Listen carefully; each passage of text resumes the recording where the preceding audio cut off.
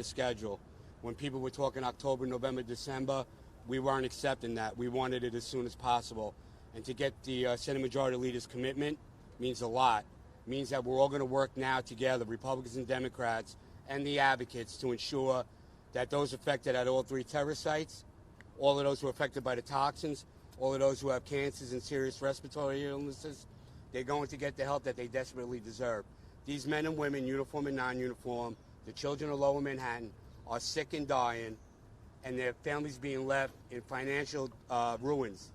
This bill will offer that relief to thousands of men and women across our country because they came together on September 11th and the days and weeks after. And now Congress has a chance to take our worst days, our worst weeks, our worst months, and certainly our worst 18 years of pain and suffering and make it their finest hour. We don't care how they do it. We just want it done. And to get his commitment today, and all of them in this room, in the meeting heard it, we're satisfied. Are we happy? No. We're going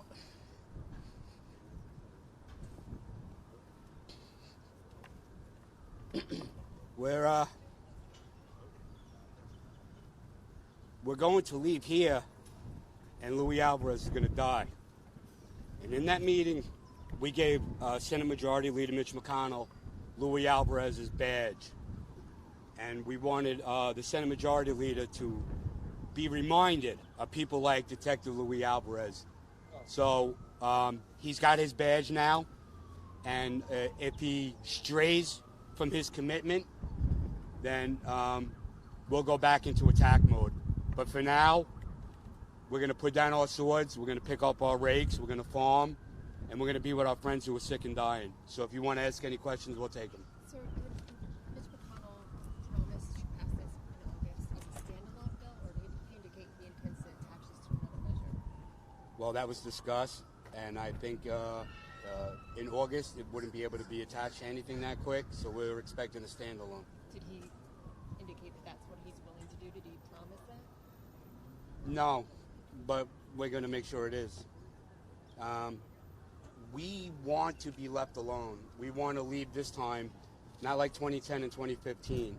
We want to go out with a little dignity, and we want this bill on the floor by itself for a straight up and down vote without any amendments or being tied down by some batshit crazy somebody in the middle of the country who just doesn't get it. And we want to be left alone after that. And if they do try to weigh it down, well, then these guys are pit bulls. These guys right here are the reason why we're here today, because they were the team leaders for 10, 20, 30, 40, 50 per team that will walk in the halls of Congress with over 300 meetings this year, over 1,700 meetings over the last decade and a half. And that's why we're here today. And Senate Majority Leader and Lindsey Graham and everybody else in leadership on both sides of the aisle, nobody wants to deal with these guys. Look at them. I mean, they're not pretty. What can the Senate Majority Leader tell you what? Coming back. I mean, you've come back again and again. Is this frustrating? Yeah, I'm frustrated. I'm angry. I'm a ball of emotions right now because when I get angry, I cry. I've been to 181 funerals. I'm about to go to 182. So yeah, it's frustrating when you see a dysfunctional body of work who promises to fix yesterday's problems today, maybe tomorrow, and they don't work at our speed. But most people in America have something that they believe in. They have a cause. And everybody should have a cause that they believe in. But a lot of them don't want to go to their state capital or the nation's capital because they don't think they're going to get anywhere. Well, I have a mindset different of others because they work for us. The chairs that they put their asses in, the pens that they use, the pads that they write on, we pay for that shit. That's us. They work for us. Mitch McConnell works for us. He works for all of you guys. And today, Mitch McConnell promised to work for us, and I'm going to take him for his word. Was there anything he said that gave you any concern? Was there anything that he brought up of any concerns? Was there anything that kind of gave you pause, sir? Was there anything? No, because today we challenged his humanity, and he passed. And, what would the passage of this bill mean to the legacy of the first responders who have passed away? That they didn't, well, I mean, they didn't die in vain. Those who walked the halls of Congress with it that passed away in the previous years, like Ray Pfeiffer, their efforts didn't die in vain. there's a lot of people that this took a village. What you're seeing here is a small percentage of this.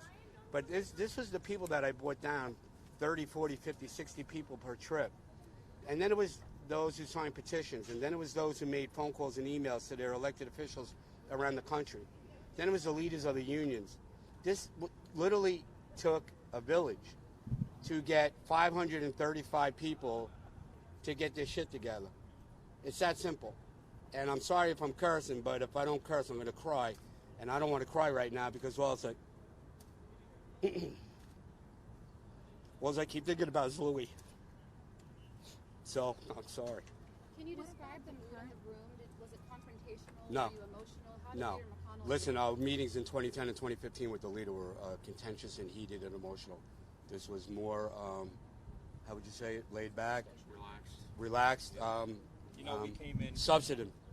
And we covered every issue that we thought we could possibly cover. And he actually sat for this one. The other ones, he was quick to get up and leave his staff with us. And he asked the right questions. We answered the right questions, and we're happy with the outcome. What are the concerns for lapse? Why he changed, his stance on things? Did he indicate to you what it was? Because we're the world's best pain in the asses. We don't go away. I don't know. I don't know how to answer that. But you got to have to ask the Senate Majority Leader.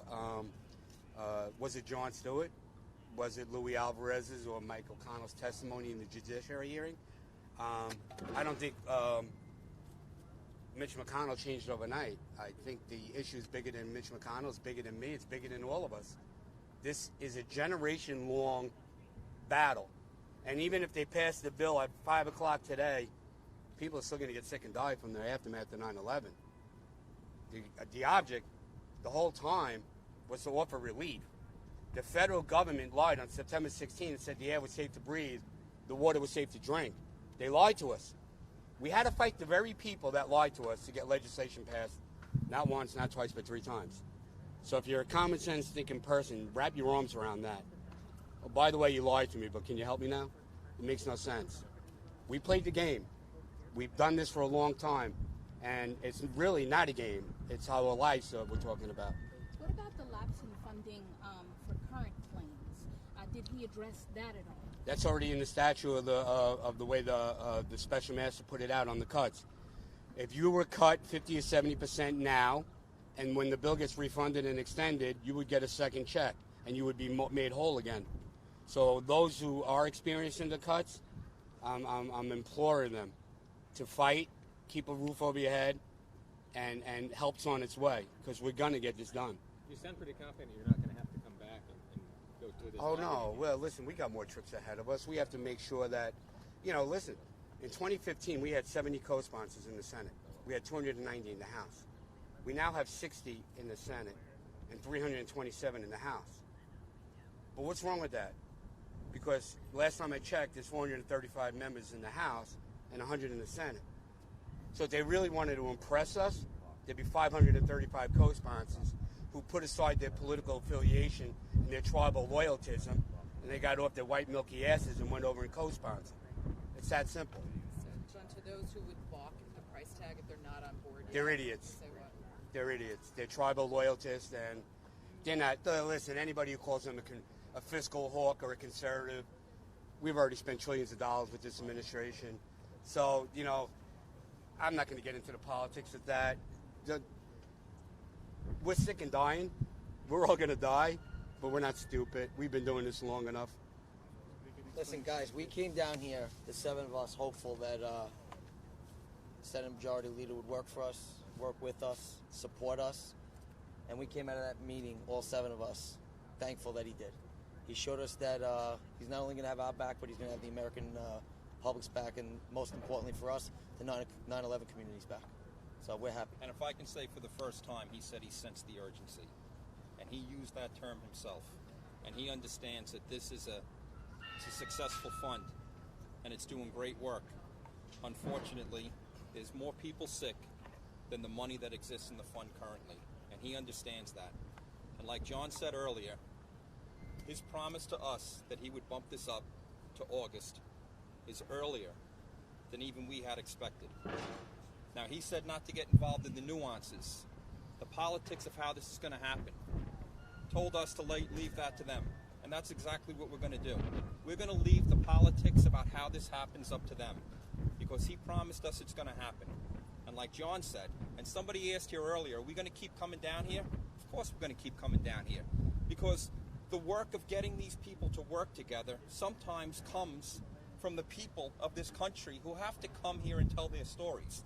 And if Mitch McConnell calls us up and says, hey, listen, I need your help, I need you guys to step up and come over here and talk to this person, then we're going to come over and talk to that person. Because like John said, there should be a 100% participation in both the House and the Senate. When he entered the room, he made it clear that he cared about what we thought. He sat down with us and immediately understood that, as John said, that there was an urgency to it.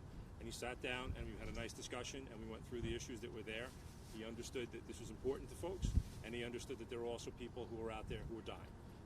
And that was the point where John gave him Luis Alvarez's shield, and he truly appreciated that. All right, last question. What about 2090, though? Did he specifically make a commitment, to stop this radicalization? No, but with that being said, our conversation was Republicans and Democrats work it out, agree on something, and then bring it to us, and we'll let you know if we agree with it. So we have a number in our head. We're not going to share that with everybody. We know, listen, the average age of the 9/11 responder was 38 years old on 9/11. You had 12 schools in the geographic zone, south of Canal Street to the water, to the Brooklyn Bridge. This is a two-part bill. It's got to protect 9/11 responders and volunteers, and it's got to protect the children of Lower Manhattan. It's also got to protect the people from the Pentagon and Shanksville. Last week I was in Arlington, Virginia, doing outreach, and 65 Pentagon responders showed up.